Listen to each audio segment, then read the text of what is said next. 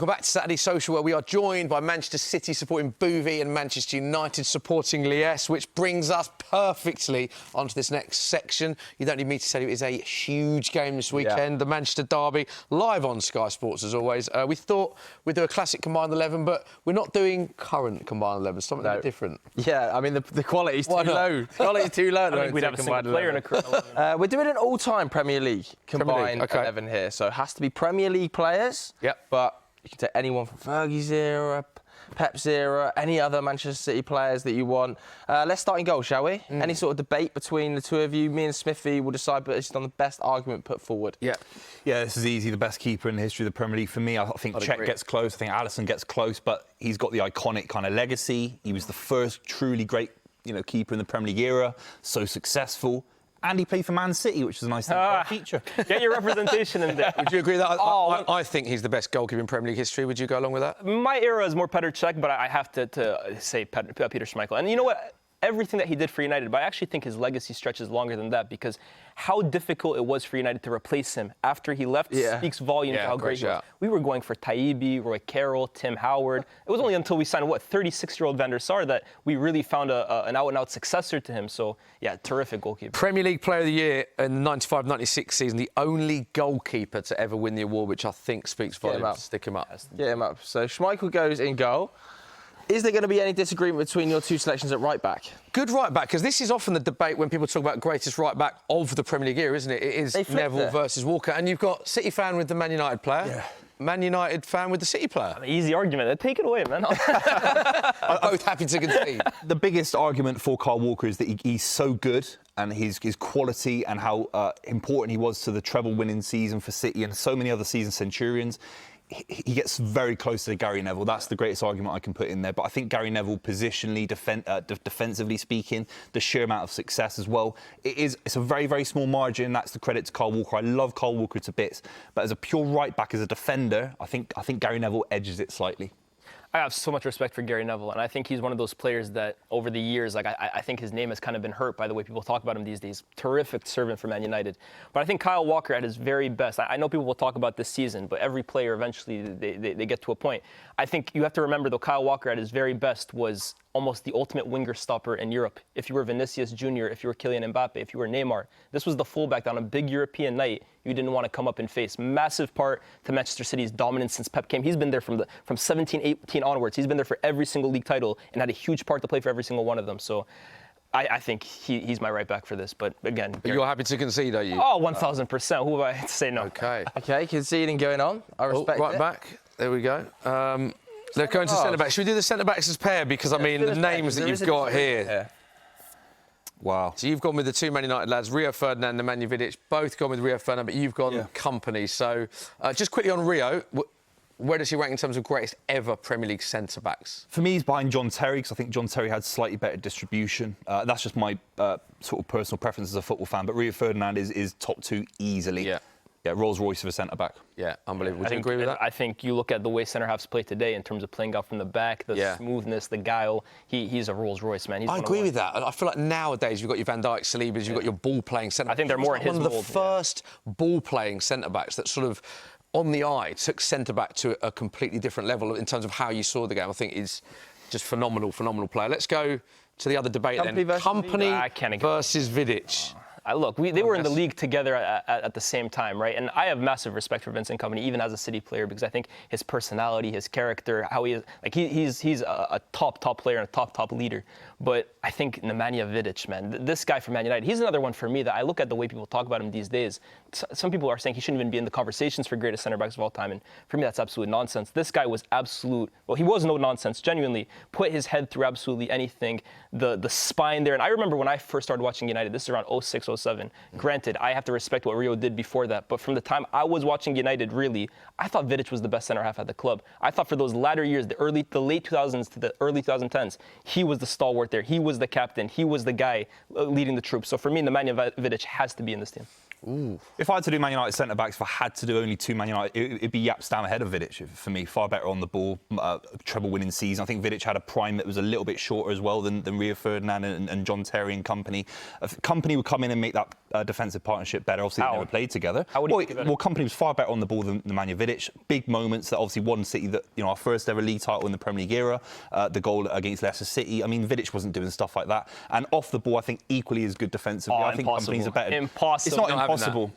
Off the ball, it's impossible. Vidic is a much better defender than Vincent Kompany. I can remember Vincent Kompany, again, brilliant player, but I can remember countless amount of times he was going in rashly. I remember Fernando Torres in the grey kit. Terrible kit for Liverpool, but he absolutely bullied. I saw Daniel Osvaldo turn Vincent Kompany inside out for Southampton. No, but seriously, we're going to bring up that goal. But when we talk about Premier League history, there's one moment that ranks for a striker bullying a centre back. Never been seen before. Torres at Old He has Trafford 3 goals in 15 games. About never been seen before. Torres absolutely sent Vidic back to school, and Company never been put. And Vidic won Player of the Year that year. You think Vidic is better than Company? Miles better. Miles better. I think there's only ever been 4 players that won the Premier League Player of the Year on multiple occasions. Yeah. So you got KDB, Thierry Henry, Cristiano Ronaldo, and Nemanja Vidic. I love Vidic, by the way. It's not like I'm saying Vidic is a bang average. Like, Vidic was a world-class centre-back, and the partnership, you've got evidence that the partnership existed with Rio Ferdinand.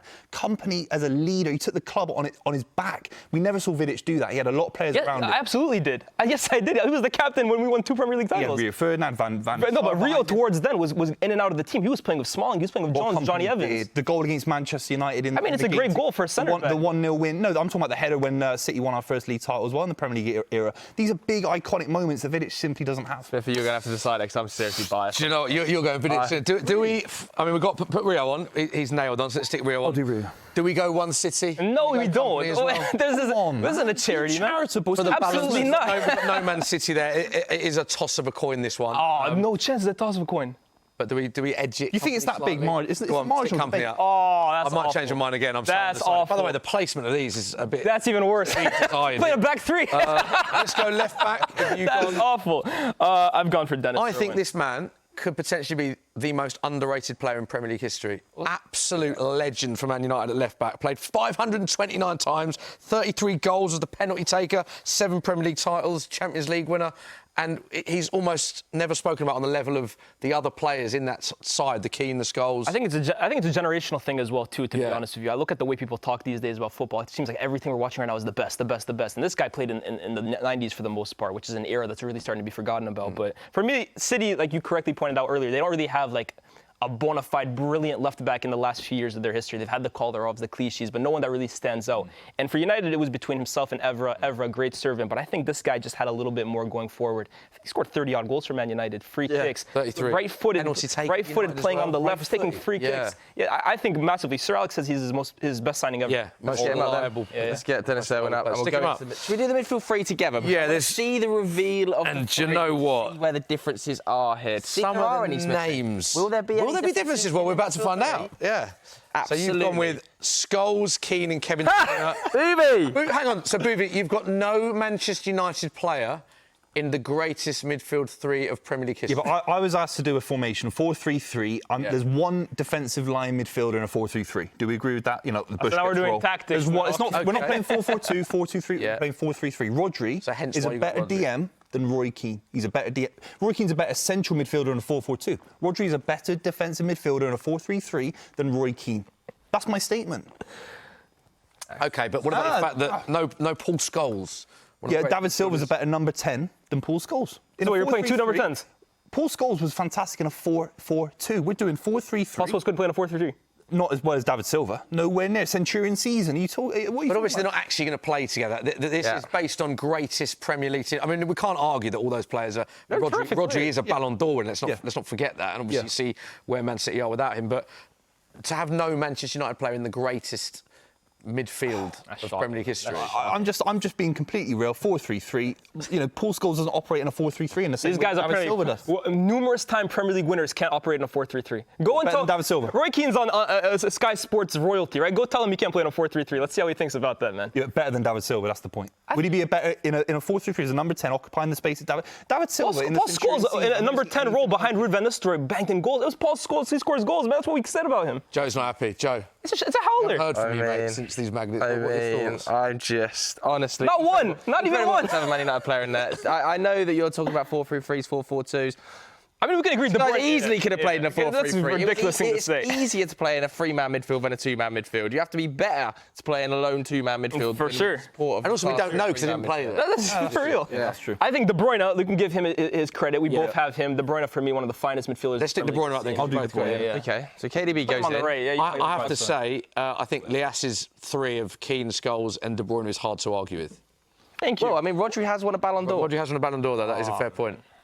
He won the Ballon d'Or. Give him credit. I love Roy Keane, but 1000%. he wasn't. He said it himself. He wasn't a defensive. I know he played in deeper positions after the injury and in the early 2000s. I get that, but he in a 4-3-3, Rodri is controlling the whole midfield by himself. Roy Keane never. But there's did that. different kinds of. They're different positions. Roy Keane can't control games. But in a 4-3-3 to the level of not didn't on the play in a ball. 4-3-3, so Rodri's it's- distribution and control of possession is far higher standard than Roy. I don't agree. I think Roy Keane, Rodri is a brilliant player. And I think he's Spanish, which gives us the impression that he's this incredible controller, which he is. But Roy Keane was Spanish as well too. You don't think he'd be winning Euros? You don't think he'd be going far in tournaments as well too? Roy Keane's the most successful captain this league has ever seen. He was integral to the United team. I think.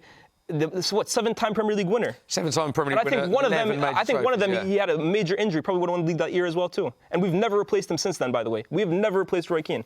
Had some brilliant players, never replaced them. Joe, where'd you stand? I did the last one. This is nailed on, Keane and Scholes. Yeah. Come on, man. I love Rodri. I do love Rodri, but I do think as well that the systems now are so intricate and detailed in how they play. It often allows players to play as more of a system role.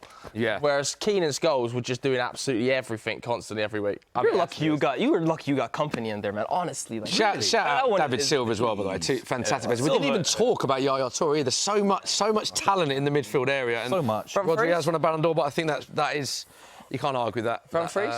That front midfield Look at three. this. Is that Bernardo Silva? Cristiano Ronaldo, Bernardo Silva in your front three. Rooney. I've thought about the task in a 4-3-3. So neither of you, I mean, obviously Rooney and And Ronaldo, I Aguero. think we all expected, but neither of you have gone with Aguero. No, because down the middle it has to be Wayne Rooney. I don't see how Eric Cantona plays on the left or right. He never did that in his entire career. And it's a pure Cantona's in the middle. positional debate, isn't it? Bernardo Silva could occupy a right wing position for any of the greatest sides in the history of football, in my opinion. He could have played for the prime Barcelona side. In the treble-winning campaign, he was outrageous. He was outrageous. Top player. You don't think Rooney could play out on the right? He literally did, by the way. So before. What? No, but I'm talking about Wayne Rooney has to play Cantona's down the playing middle down- for me. Wayne Rooney has to be down the middle. Rooney can play anywhere. That's the beauty of Wayne Rooney. He can play on the Yeah. right, on the left, down the middle, number 10, even as an 8. Rooney can play everywhere. That's the beauty of him. Eric Cantona has to be in here for me, 1,000%. I think people will, again, this is a generational thing as well, too. But you talk about the most integral players in Man United's history. I think everything that Man United did during his time and after him would not have been possible. Whether you're talking about the class of '92, Sir Alex's success, 2008 Champions League, without Eric Cantona's arrival to the Premier League and to Manchester United. 5 years spent at United, 4 Premier Leagues. The only one he didn't win in that time, he missed half the season. That's unbelievable. That's legacy. yeah. This guy's one of the greatest icons in Premier League history. He has to be in here. Yeah. So no Aguero though. Like Smithy asked it earlier. Just the is that issue is purely tactical? You've got. I'm not debating Cantona versus Bernardo Silva ever in a million years. Of course I'm not. I'm just saying, if we're doing 4-3-3, that's why I put Rodri in a system of 4-3-3. I think. So you don't think this front three works? No, I wouldn't sacrifice Rooney's brilliance. He has to be down He the did his middle. entire career. Wayne Rooney didn't play on the right wing. He played on the right, on the left, down the middle. So when we did Tevez, Ronaldo, Rooney, how was Oh it? no, he played centrally all the time. That's he not dropped deep. true. And That's not true. How is he one of the highest scorers in the Premier League era? Because he's a brilliant playing player. on the right wing. He never really used to play on the right wing. He games here and there. Joe, we watched Wayne United for years. Did Rooney not pop up everywhere amongst the front three? He could easily do a job on the right. He I don't- did I do don't jobs think on the we job. speak about the We're not one of the tactics greatest here. players of all As a time. Yeah, I front don't three. think the actual tactics is the issue here, really, because they're Yeah. not actually the players have said. I think if you'd have had Aguero, I think the I don't Aguero. get it. I don't know how you didn't have Aguero. I was prepared to argue Cantona versus Aguero. Yeah. Think about Why? not bringing Aguero to If you had Aguero to the table, then there's a debate Aguero versus Cantona. They're comparable players. You look at Aguero's goals to game ratio. I'm shocked. I swear, I saw him. I I'm thought very you see the surprised you hair, haven't. the beard. I thought that was Aguero from the corner of my eye. See, I Bernardo can't put Silva. Aguero over Wayne Rooney. Wayne Rooney was a better player than Aguero. I love Aguero. I think he's the second or third best striker in the history of the Premier League. For me, but he's if you not do better front than Wayne three, Rooney. do you not do Aguero, Rooney, Ronaldo for me? There's no Aguero magnet. So That's for me the front three, right? yeah, I mean also because this, I guess formation. That's why we're not talking Becks and Giggs. 'Cause it's gone 4-3-3, Yeah. right? Beckham and Giggs, great Premier League legacy, but Yeah. Ronaldo on that left. what he was able to accomplish in the Premier League, Ballon d'Or winner. So at least we'll have one Ballon d'Or winner in the team. There you go. Yeah, exactly. Look, Ronaldo's the one that we all agree on. I mean, this guy is the greatest, we agree the greatest both player in the Rooney and- history of the Premier League. Yeah. His peak was better than I've ever seen. He was scoring outrageous amount of goals. It's a bit of a shame for the Premier League that we didn't see enough of it. He went to Real Madrid, obviously Juventus after that. I think Ronaldo is the easiest pick we'll ever do. Okay. 1000%. So let's stick potentially go Ronaldo with Lies's front three, and then we talk Still managers. going. We've got managers as well, yeah. Rooney, Ronaldo. It has to be Lies's. Just them. because Buvey's You've had a howler, man. What's Oh wrong with my Bernardo God. Silva? I don't get it. In a great 4-3-3. player, fantastic player. Big but- game player as Good well. dude, man. But you can't Big give me. respect. But you've not given me a right winger for Manchester United in a 4-3-3 that could do it in the same way. And please don't say Wayne Rooney was a right winger in a 4-3-3. I'm not saying he's a right. He can He can play He's a better everywhere player amongst the than front Bernardo three. Silva. Bernardo Silva's not just a right winger. I've seen him play defensive midfield. I've seen him play left back. I've seen him play. What's the centre mid, greatest? I've seen him What's the play greatest attacking front three in Premier League history, in your opinion? Probably 2008, 2009. Name the players. Yeah, fantastic Manchester No, United. but I'd like to know the three. The three, who are they? Yeah, Tevez, Rooney, Tevez, Ronaldo. Rooney, So Ronaldo. who was playing on the wing out of those three? It was an interchangeable front three where they all played amongst it. Yeah, you're a fantastic side. Okay, let's go on, put it up and Tim, let's I talk I just wanted to manager. hear that. We've got big There we debates. go. Look, coming up. can I just say as well, there'll be Man Garrett. City fans, Boo, not happy with you because you've only managed to get 2 City players. Yeah, but I don't. Aguero, He's lucky to get Bernardo company in there, Silva. honestly, man. No. Let's talk about managers Go. quickly then. Yeah, no, I mean, this Pep Guardiola versus Sir Alex Ferguson, the floor is yours. This is, I mean, it's not an easy one, this. How many times has your manager lost 1 in 10 games? Or how many times has your manager won 1 in 10 Okay, games? can I go back to you with something then? Can you How answer many my times question has yeah, fine, 0 times. Never happened with Ferguson. How many times did Ferguson get 100 points in a season? How many times did he win 4 in a row? How many times did Ferguson beat Pep in a Champions League final? It's Premier League 11. It's Champions League, we It's can leave that European out the football way. 11. You brought up the Champions League win in front three for Manchester United. Pep has reached higher levels in a short amount of time. If he has to stay 25 years to have the same legacy as Ferguson, he'll win double the amount of league titles. So it's up to you. Are we sure about that? Yeah, 100%. Are we sure about that? I'm looking at Pep Guardiola's. Will he be able to rebuild the squad again and again and again? Because already the first time, or I would say he rebuilt that first original City team into the second one that won the 4.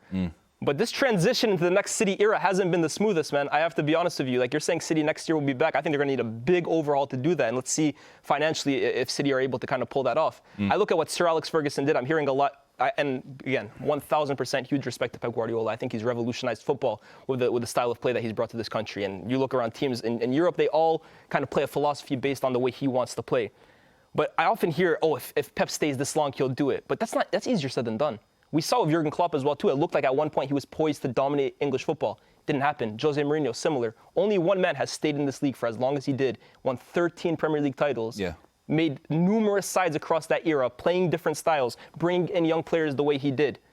I think it's got to be Sir Alex Ferguson. I think he is Premier League football. 38 major trophies in 39 managerial career for Sir Alex. Also won 10 trophies with Aberdeen, by the way. 33 major trophies in a 15-year managerial career for Pep. I mean, you're talking about two of the greatest ever. What do we do? we doing? Let's let people at home decide. We'll put them both up, and then you guys can. Yeah, I let us know like the that. points I like below. that. I like that. He could be my Stick them both assistant. up. Stick them both up the board. Pep as Sir Alex's assistant. That's outrageous. We'll do a little poll. Stick them both up. Stick We them both can't up. decide. They're two of the greatest to have ever managed. Ferguson. Get in touch with what you think about that as well. Got quite heated. 2 City players. Let us know what you think. There is confirmation of the greatest Premier League Manchester Derby 11.